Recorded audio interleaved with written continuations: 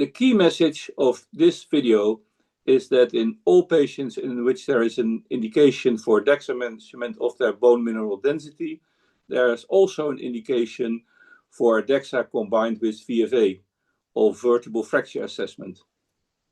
With a VFA, height loss of vertebral fractures can be diagnosed.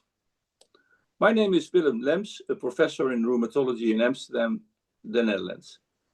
For this article, I worked together with 23 experts, endocrinologists, rheumatologists, radiologists, etc. And the manuscript was approved by 15 organizations, among them ASBMR, IOF, Bone Health and Osteoporosis Foundation, ISCD, ECTS, and SKO. The title of the manuscript is Making VFA Part of Standard Clinical DXA Assessment for Osteoporosis Care, Recommendations from the International Working Group on DXA Best Practices, and it will appear in the December 2025 issue of the Mayo Clinic Proceedings. This was a narrative review in an international series on bone mineral density, and the first manuscript was on how to optimize BMD techniques and was published in July 2004 in the Mayo Clinic Proceedings with Professor Alia Khan as first author. We are very pleased that our VFA manuscript was also accepted for publication by Mayo Clinic Proceedings. It's important to realize that 2 out of 3 vertebral fractures are asymptomatic and that vertebral fractures are the most common fractures. Asymptomatic means that patients have no pain or not so much pain, that they visit their general practitioner about that, which increases the risk of underdetection or underdiagnosis of vertebral fractures.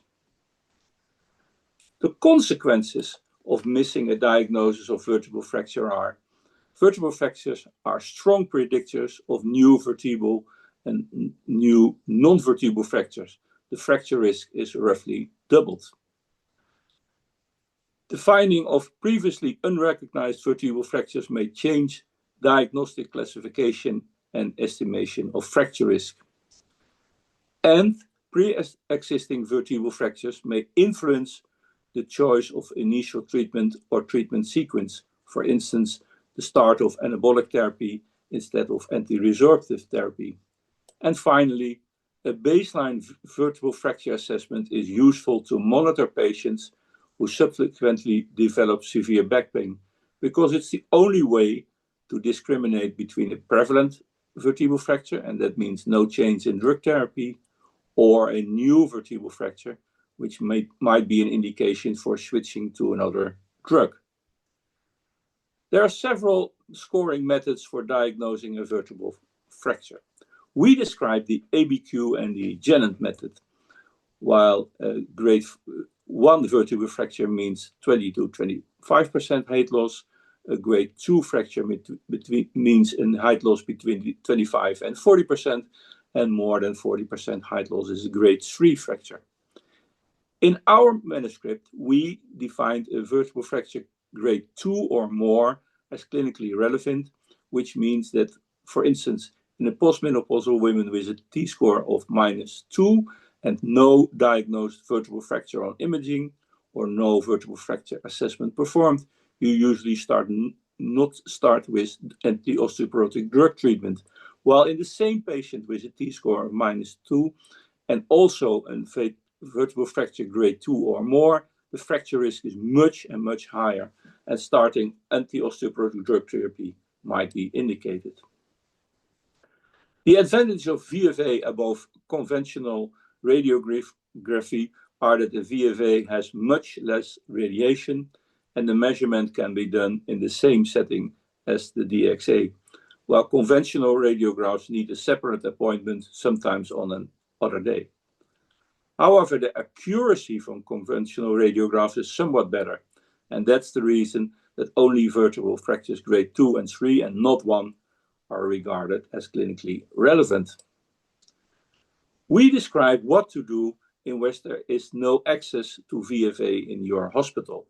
And one of the best options in that situations to do conventional radiographs of the whole spine, but only in patients at very high fracture risk. For instance, patients at high age, a very low T-score of the use of glucocorticoids.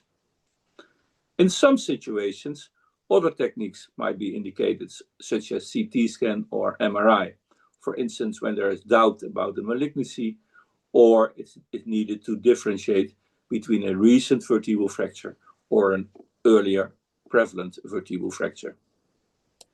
So to summarize, the key message for clinicians is to do a vertebral fracture assessment in all patients in which a DXA is indicated, and finding or diagnosing a vertebral fracture grade 2 or more may change the severity of the fracture risk substantially, and thus the choice for optimal drug therapy for your patients, which often means anabolic patients, drug treatment with anabolics in patients with a low T-score or vertebral fracture grade 2 or more.